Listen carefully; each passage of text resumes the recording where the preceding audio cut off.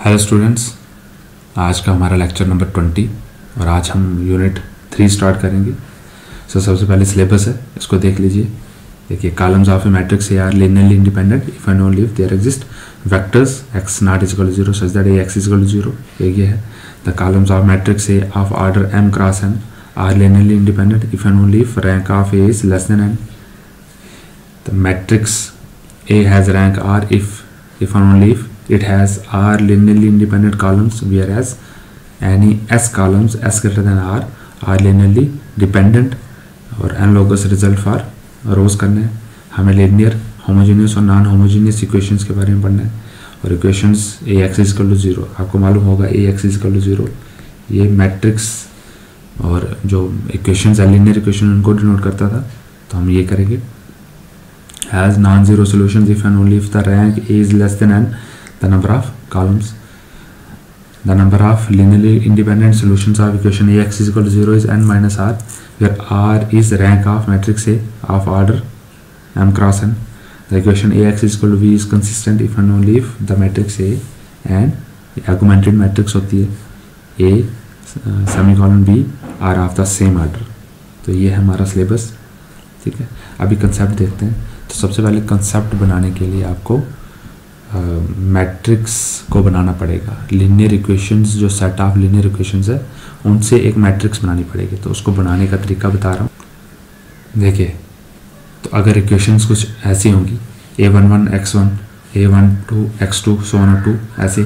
देखिए a21, देखिए सिर्फ चेंज क्या हो रहा है, कोफिशिएंट चेंज हो रहे हैं, बाकी जो x1 x2 है वो सेम है। इसको देखते रहिएगा। वैसे am1 m2 mn, तो ये set of m linearly independent equations होंगी इन n अननोन्स, ठीक है ना। इक्वेशंस कितनी है, यहाँ से लेकर यहाँ तक कितनी है m, और ये कितने हैं x1 अननोन्स, मतलब वेरिएबल कितने हैं x1 x2 xn, ठीक है ना। तो अब set of equations can be written as, इसको लिख कैसे सकते हैं। देखिए, ये आपको मालूम है शायद, जो भी कोफिशिएंट्स है, ये कोफिशिएंट्स है, इनको एक लाइन में लिख लीजिए। ये देखिए, ठीक है ना, दूसरी इक्वेशन के कोफिशिएंट, लास्ट इक्वेशन के कोफिशिएंट, ठीक है ना। तो ये हो गया। और आगे जो है वो वेरिएबल लिख देते हैं x1 x2 xn is equal to 0, ठीक है ना। ये सब मिला के यहाँ पे 0 था तो इसको इज इक्वल टू 0। तो देखिए, और इसको कैसे लिखते हैं, अगर इसको मैं a मान लूँ और इसको मैं x मान लूँ तो ax इज इक्वल टू 0, ठीक है ना। Where a is equal to a ये होगा, x ये होगा, और 0 मैट्रिक्स को आप अपने हिसाब से जैसे लिखना होगा, जैसे भी कंडीशन होगी वैसे लिख लेंगे, ठीक है ना। और a को क्या बोलते हैं, इज अ कोफिशिएंट मैट्रिक्स, ठीक है ना। And set values which satisfy simultaneously the m equation is called a solution of the system. तो जो ये है ना x, इसको हमने फाइंड करना था और इसी को बोलते हैं सॉल्यूशन सेट, ठीक है। तो ये हो गया, ये सारा कर लिया, ठीक है ना। इक्वेशन, लीनियर इक्वेशन से हम मैट्रिक्स कैसे बनाते हैं, उस मैट्रिक्स का सोल्यूशन क्या होता है, सोल्यूशन सेट क्या होता है, जो वो वेरिएबल्स x1 x2 उसका जो मैट्रिक्स होता है, अगर हमने उसको निकाल लिया तो वो सोल्यूशन सेट हो जाएगा, ठीक है। नेक्स्ट है थ्योरम है, ये matrix A of order m cross n of rank R। देखिए, रैंक आपको निकालना आता है फर्स्ट चैप्टर में। Then equation Ax is equal to 0 जो अभी पढ़ा, has n minus r linearly independent solution. देखिए, जो हम यहाँ पे सोल्यूशन की बात कर रहे थे, ये सोल्यूशन, ये कितने सोल्यूशन होंगे, अगर इसका मैट्रिक्स का, इस मैट्रिक्स का रैंक अगर R निकल जाए, ठीक है ना, और ये m क्रॉस n की मैट्रिक्स हो, देखते रहना इसको, m क्रॉस n की मैट्रिक्स हो, तो नंबर ऑफ इंडिपेंडेंट सोल्यूशंस कितने होंगे, यहाँ से n माइनस आर। बस इसको देख लेना, ठीक है ना। इसका रोल नहीं है, m का रोल नहीं है, कॉलम्स का n माइनस आर, ठीक है। इसी को प्रूफ करेंगे। सो हमने ले लिया कि ax is equal to 0 equations, ठीक है ना, linear equation, set of linear equations है। In order to prove the equation 1, ठीक है ना, in order to prove that equation 1 has n minus r linearly independent solutions, वो नीड टू शो दैट। देखिए, हमें दो चीजें प्रूफ करनी है कि इसके पास एक तो n माइनस आर सोल्यूशंस हैं और दूसरा जो n माइनस आर सोल्यूशंस आएंगे वो लिनियरली इंडिपेंडेंट होंगे। तो पहले तो सोल्यूशन निकालने हैं, फिर उसके बाद हमें वो सॉल्यूशन जो निकल गए उनको लिनियरली इंडिपेंडेंट, और जो आपको मालूम है कि लिनियरली इंडिपेंडेंट कैसे करते थे, उनका लिनियर कॉम्बिनेशन ले लेंगे, लिनियर कॉम्बिनेशन के बाद अगर वो उनके कोफिशिएंट 0 आए सारे तो लिनियरली इंडिपेंडेंट हो गए। अगर रैंक ऑफ ए अगर आर मान लें हम, तो देखिए आपने अगर 1 2 3 4 5 6, चलिए इसको ऐसे करते हैं, इतना ही रखते हैं, ठीक है ना। इसका अगर मैं बोलूँ, देखिए इसका जो रैंक था वो ज़्यादा से ज़्यादा कितना आ सकता था, रैंक आपको मालूम है स्क्वायर मैट्रिक्स होता था, ठीक है ना, तो ज़्यादा से ज़्यादा इसका 2 रैंक आ सकता था, क्योंकि 3x3 की तो मिलेगी नहीं, ठीक है ना, इसका रैंक 2 आ सकता था। तो अगर मैं यहाँ पे बोलूँ, ठीक है, तो रो रैंक कितना हुआ, ठीक है ना, रो रैंक और कॉलम रैंक इसी रैंक के लिए होता है, ठीक है ना, कि कितने रोज नॉन जीरो थे, कितने कॉलम्स नॉन जीरो थे।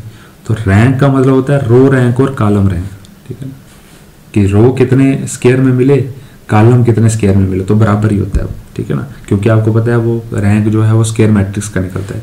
तो रैंक का मतलब होता है रो रैंक और कॉलम रैंक, ठीक है ना भाई। जब आप सॉल्व करेंगे, ठीक है ना, कोई भी होगा तो बाकी सब 0 0 आ जाएंगे, ठीक है ना, तो यही है। तो कॉलम भी आपको 2 मिलेंगे और बाकी जो रो कॉलम 2 मिलेंगे, सपोज करो 1 2 4 5 ये मिलेगा, बाकी इसको सॉल्व करेंगे तो ये 0 0 हो जाएगा। इसका मतलब कॉलम भी आपको 2 मिलेंगे, रो तो 2 है ही, तो कॉलम भी 2 मिलेंगे, इसको बोलते हैं रो रैंक और कॉलम रैंक, तो वो भी आर हो जाएगा।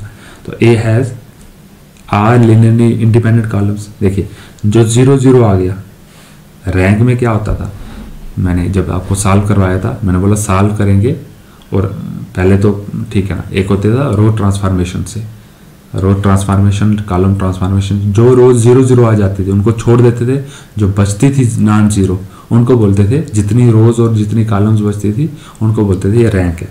तो वो जो बचती थी वो लिनियरली इंडिपेंडेंट होती थी, ठीक है ना, तो वो A has r linearly independent columns, ठीक है ना।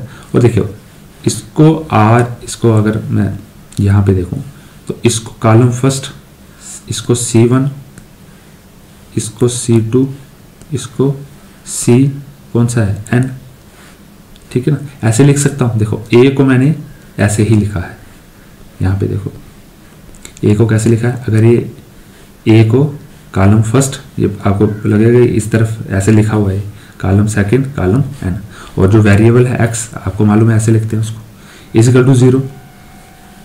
तो इसको लिखने का तरीका देखा, आपको मालूम है कि इसको मल्टीप्लाई कैसे करते थे, फर्स्ट को फर्स्ट के साथ, सेकंड को सेकंड के साथ, nth को nth के साथ, ठीक है ना, वैसे ही मैंने मल्टीप्लाई कर लिया और इजिकल टू 0 आ गया, इजिकल टू 0 आ गया, इसको इक्वेशन मान लिया।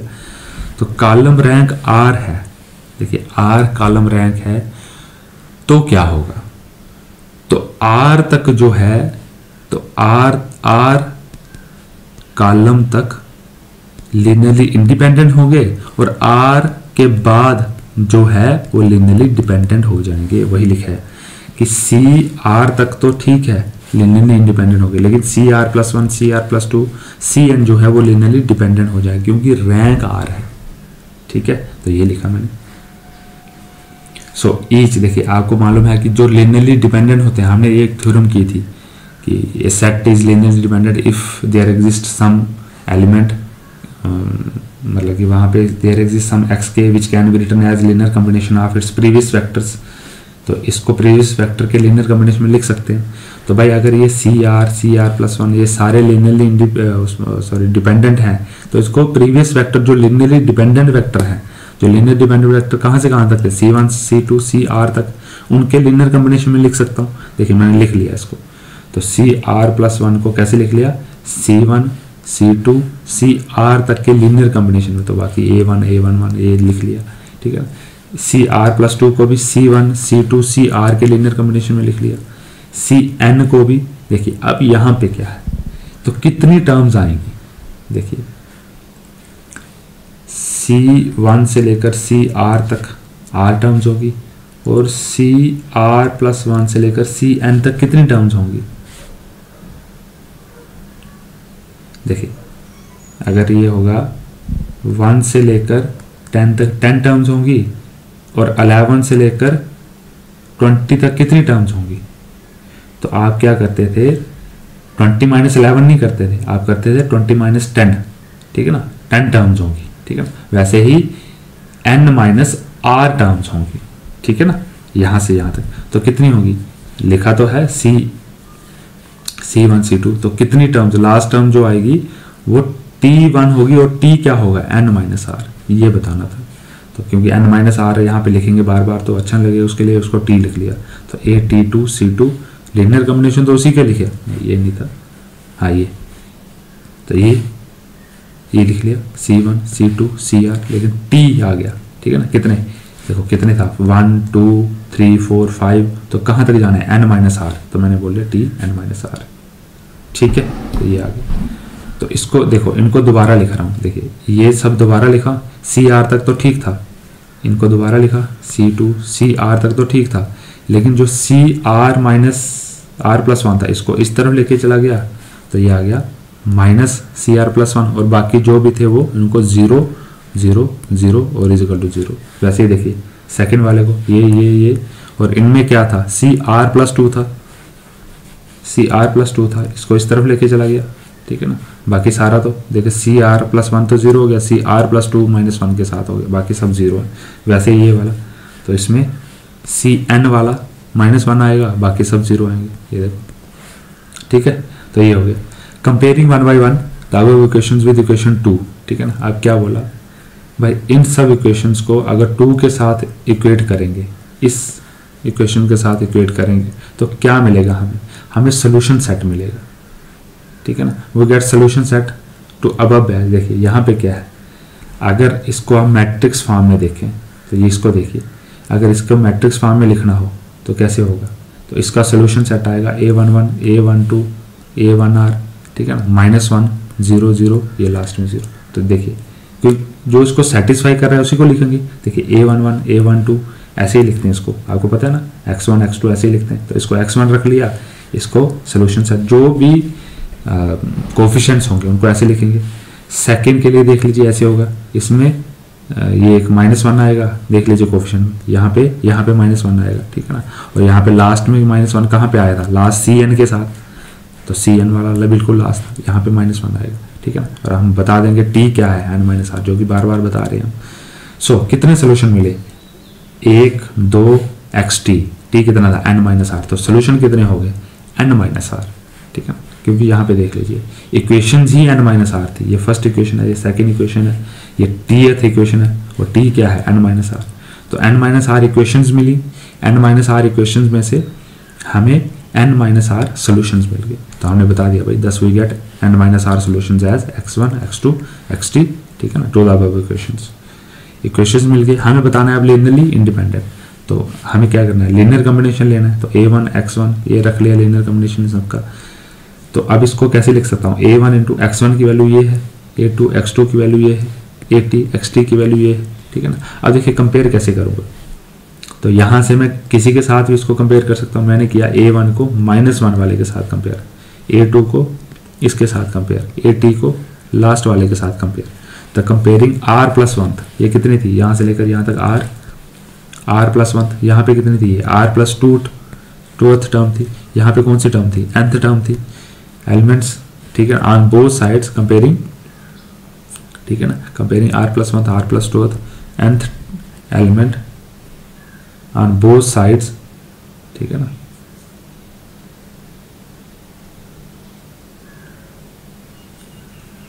ठीक है, हाँ वी गेट।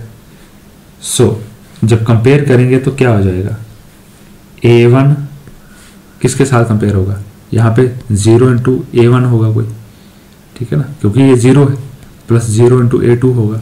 तो जब हम कंपेयर करेंगे तो -A1 is equal to 0 -A2 is equal to, जो वैसे माइनस, तो यहाँ से A1 0 A2 0 AN 0।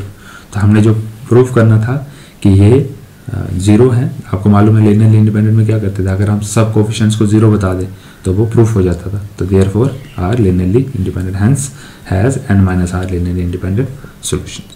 तो ये हो गया। अब क्या है, null space of a matrix. देखिए नल स्पेस क्या होती है और नलिटी क्या होती है। तो जो रैंक होने के बाद जो स्पेस बच जाती है उसको बोलते हैं नल स्पेस, ठीक है ना। तो अगर ए मैट्रिक्स है, उसका रैंक आर है, then subspace generated by vector space x such that A x is equal to 0 is called a column और नल स्पेस ऑफ ए, ठीक है ना। सो जो सब स्पेस जनरेट होती है इस वेक्टर के द्वारा, ठीक है ना, ये सोल्यूशन वेक्टर के द्वारा, जो सोल्यूशन वेक्टर सब स्पेस जनरेट करता है उसको बोलते हैं। देखिए सब स्पेस क्या थी, आपको पता है सोल्यूशन सेट कितने होते हैं, n-r सोल्यूशन सेट होते हैं, तो r तो रैंक होता है, तो रैंक को छोड़ के जो स्पेस जनरेट होती है उसको बोलते हैं नल स्पेस, ठीक है ना। और वो असल में सोल्यूशन स्पेस बन जाती है, जो कि हमने ऊपर पढ़ा, ठीक है ना, क्योंकि n-r था, r को माइनस करके जो स्पेस बनती है n-r, तो वो हो गया आपका सोल्यूशन स्पेस, ठीक है ना। इसका कॉलम नल स्पेस, ठीक है ना, उसको कॉलम नल स्पेस बोलते हैं क्योंकि कॉलम में से उसको माइनस किया ना, ठीक है ना। बाद में मालूम चलेगा कि स्क्वायर मैट्रिक्स के लिए दोनों सेम हो जाएंगे, लेकिन हाँ, तो dimension of null space is n-r, ठीक है ना, इज कॉल्ड कॉलम नलिटी। तो भाई जो सॉल्यूशन सेट से सब स्पेस बनेगी उनको बोलेंगे नल स्पेस, और जो उस सॉल्यूशन स्पेस का रैंक होगा, ठीक है ना, जो डायमेंशन होगा, रैंक बोल रहा हूँ, जो डायमेंशन होगी, ठीक है ना, जो डायमेंशन सब स्पेस की डायमेंशन होती थी, हमने पढ़ा था बेसिस और डायमेंशन में, ठीक है ना, जो उस सब स्पेस की डायमेंशन होगी उसको बोलेंगे नलिटी, ठीक है ना। और क्योंकि इस केस में कॉलम इन्वॉल्व है तो उसको कॉलम नलिटी बोल देंगे, ठीक है ना। और आपको पता होगा एक rank plus column nullity is equal to number of columns होता है, तो जितना रैंक होगा n और जितना कॉलम नलिटी n-r, ठीक है ना, प्लस करेंगे दोनों को तो नंबर ऑफ कॉलम्स n बन जाएगा, वो ऑब्वियस है। वैसे ही रैंक प्लस रो नलिटी, ठीक है ना, रो में भी नलिटी होगी कभी कभी, और नंबर ऑफ रोज दे देगी, ठीक है। इस बात को समझ लीजिएगा कि जो हमने ax इज इक्वल टू 0 पढ़ा उसमें जो x था वो अगर कोई सब स्पेस बनाएगा, x सब स्पेस बनाएगा, उसको बोलेंगे नल स्पेस। और इस जो डायमेंशन होगी, इस सब स्पेस की जो डायमेंशन होगी उसको बोलेंगे नलिटी, ठीक है ना। और क्योंकि ये कॉलम इन्वॉल्व है तो n-r है, तो n क्या है, कॉलम, तो इसको बोलेंगे कॉलम नल स्पेस और कॉलम नलिटी। और रैंक अगर देखिए, अगर स्क्वायर मैट्रिक्स होगा तो number of rows is equal to number of columns होंगे, तो यही नंबर ऑफ रोज कहाँ से पढ़े, ये देखिए नंबर ऑफ रोज यहाँ से, रैंक प्लस रो नलिटी, ठीक है ना, is equal to rank plus column nullity, rank rank cancel हो गया, row nullity is equal to column nullity. और इसी को बोलते हैं नलिटी ऑफ ए मैट्रिक्स। जब रो नलिटी और कॉलम नलिटी सेम हो जाएंगी उसको बोल देंगे नलिटी ऑफ सब स्पेस, ठीक है। तो इसको डिनोट करने का एक तरीका होता है, आप देख लीजिए इसको, देखिए नलिटी को म्यू ऐसे डिनोट करते हैं, और आपको पता है रैंक को कैसे डिनोट करते हैं, रैंक को ऐसे डिनोट करते हैं, आपको मैंने बता दिया नलिटी को ऐसे, तो हमने बता दिया rank plus nullity is equal to number n, ठीक है ना।